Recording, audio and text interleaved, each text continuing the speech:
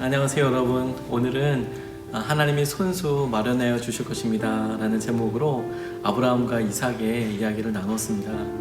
우리가 하나님의 성품을 잘 알고 있지요. 하나님은 우리를 사랑하실 뿐만 아니라 선하신 하나님이십니다. 그동안에 우리가 경험해온 하나님의 모습이 우리에게 있습니다.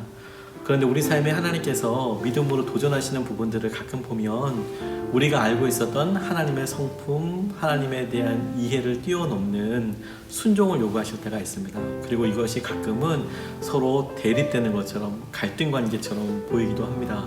오늘 아브라함에게 하나님께서 복을 주시고 자녀를 주시고 번성케 하여 주시겠다고 약속하셨음에도 불구하고 갑자기 이삭을 바치라라고 말씀하시는 것도 이와 같은 상황이라는 생각이 듭니다. 그런데 여러분, 우리가 하나님과 친밀한 관계를 다시 한번 떠올려 볼 필요가 있겠습니다.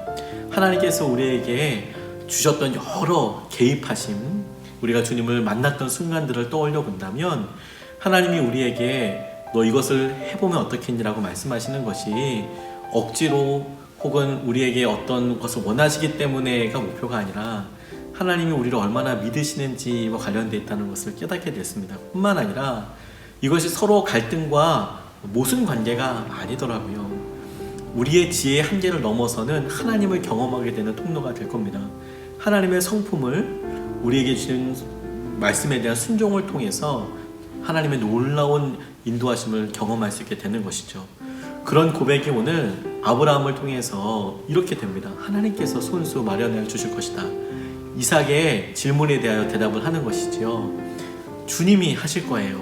여러분, 우리 삶에 코로나19나 여러 한계 상황들 가운데 믿음대로 산다는 것은 죽거나 망하거나 멸망하는 길이 아니라 우리가 살 수 있는 유일한 길입니다. 주님이 하실 것입니다. 이번 한 주 동안 주님께서 우리를 붙잡아 주시고 우리의 모든 것이 되게 하실 줄로 믿고 함께 기도하면 좋겠습니다. 행복하세요.